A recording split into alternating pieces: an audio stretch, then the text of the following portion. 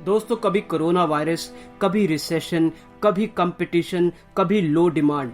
ये कुछ ऐसी सिचुएशंस हैं जब काफी कंपनीज अपने आप को रीस्ट्रक्चर करने की कोशिश करती हैं। इस समय वो अपनी कॉस्ट कटिंग करने के लिए अपने एम्प्लॉयज को जॉब से निकालने लगती हैं। वो अपने एम्प्लॉयज को दो ग्रुप्स में डाल देती हैं। ग्रुप ए, ऐसे एम्प्लॉयज जिनके जाने से कंपनी को कुछ ज्यादा फर्क नहीं पड़ेगा, और ग्रुप बी, ऐसे लोग जिन्हें कंपनी जॉब से निकालने के बारे में सोच भी नहीं सकती।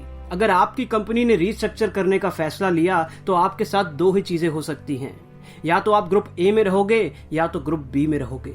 दोस्तों, अगर आपको अपनी जॉब में एक सर्टेनिटी चाहिए, अगर आप अपने करियर को एक स्टेडी ग्रोथ देना चाहते हो, अगर आप चाहते हो कि चाहे कोरोना वायरस आए, चाहे रिसेशन आए, चाहे कंपनी की हालत कमजोर हो जाए, आपकी जॉब पर कभी कोई खतरा ना आए, तो आपको अपने आप को एक इंडिस्पेंसेबल एम्प्लॉय बनाना पड़ेगा।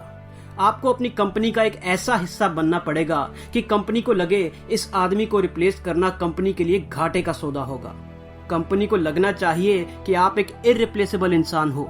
आपको नौकरी से निकालना मतलब कंपनी का अपने पैरों पर कुल्हाड़ी मारने के बराबर हो।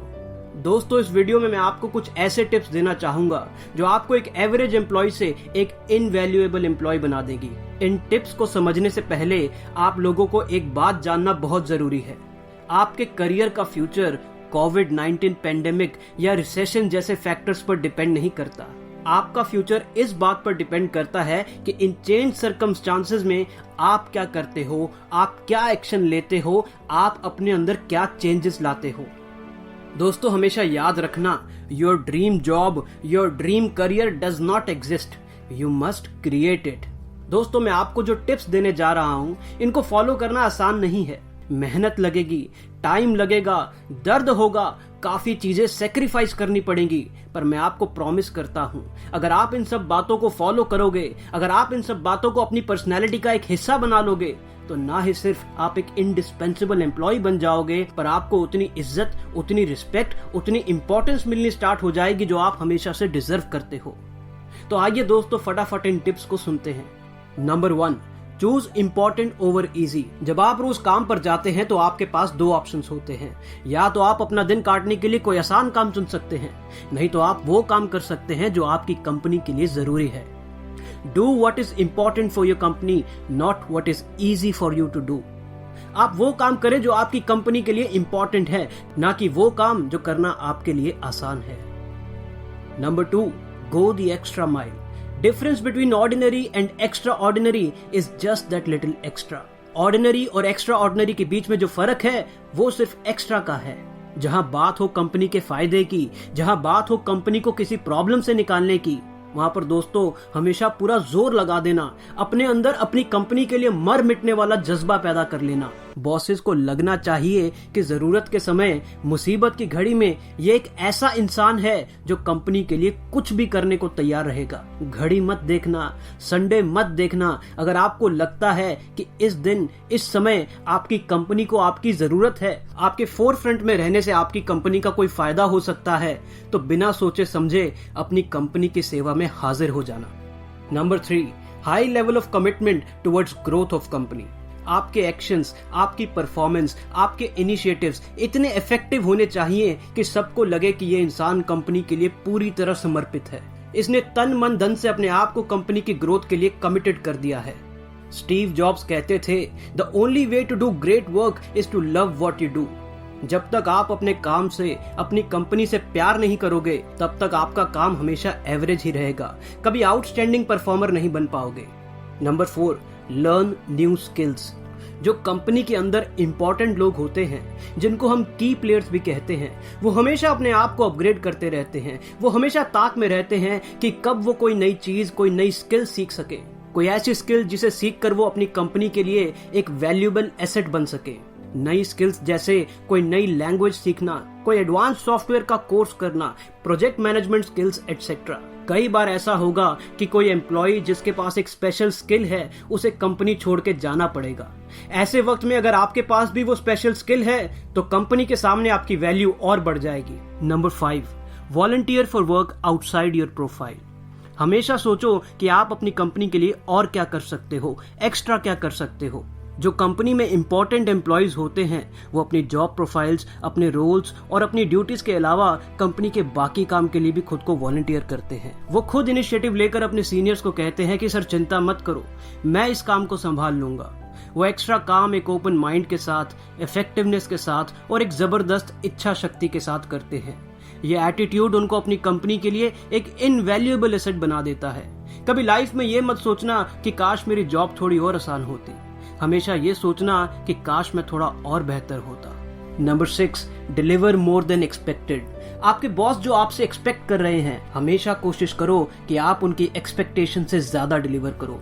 वो आपसे जितनी मेहनत की, जितने इनिशिएटिव्स की उम्मीद रख रहे हैं, हमेशा आप उनकी उम्मीदों से ज्यादा करो।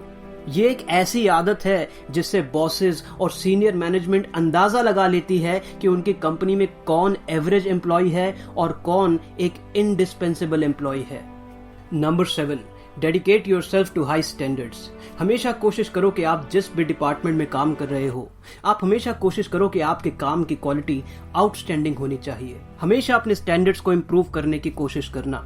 आपका टारगेट होना चाहिए कि आपके काम से आपकी कंपनी को बेस्ट पॉसिबल रिजल्ट मिले। एवरेज होने से किसी का फायदा नहीं होता। हमेशा अपना टारगेट एक्सीलेंस की तरफ रखो। अगर आपका काम एवरेज होगा तो लोग आपके ऊपर एवरेज का टैग लगा देंगे।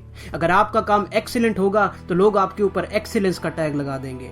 और एक्सीलेंट लोगों को कभी कंपनी से निकाला नहीं जाता।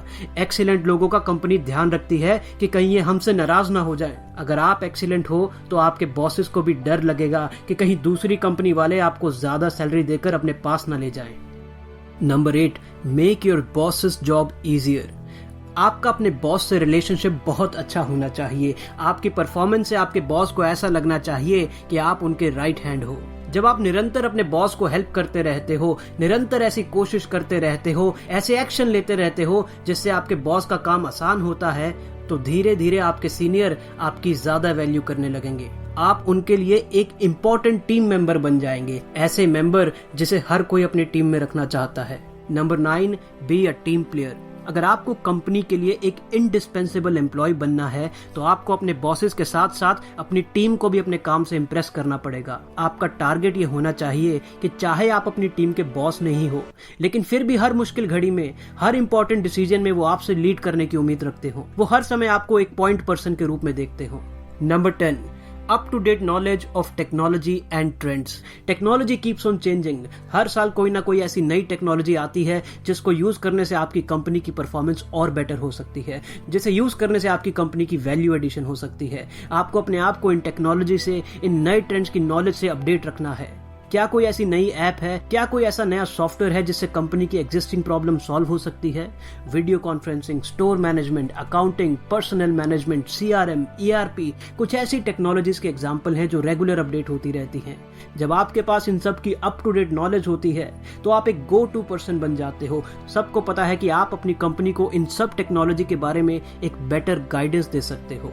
Number 11, develop relationship inside and outside the company. सभी कंपनीज को आगे बढ़ने के लिए कई बार कुछ इंपॉर्टेंट लोगों की हेल्प या असिस्टेंस की जरूरत पड़ती है। अगर आपके पास extraordinary relationship building techniques हैं, अगर आपने अपनी लाइफ में इंपॉर्टेंट लोगों के साथ अच्छे लिंक्स, अच्छे संबंध डेवलप करे हैं जो आपकी कंपनी के लिए फायदेमंद हो सकते हैं, तो मान लीजिए आपने अपने लिए एक जबरदस्त वैल्यू एडिशन कर लिया है। Number 12, honesty. अगर आपके अंदर ऑनेस्टी नहीं है, अगर आपके सीनियर्स आपको एक ईमानदार इंसान के रूप में नहीं देखते हैं, तो आप कुछ भी कर लो, आप अपनी कंपनी के लिए कभी इंडिस्पेंसेबल नहीं बन पाओगे। दोस्तों, अंत में एक ही बात कहना चाहूंगा, हर आदमी ये चाहता है कि वो अपनी कंपनी का एक इंपॉर्टेंट टीम मेंबर हो। वो चाहता है कि अपने सीनियर्स की नजरों में वो एक वैल्यूएबल एम्प्लॉय हो।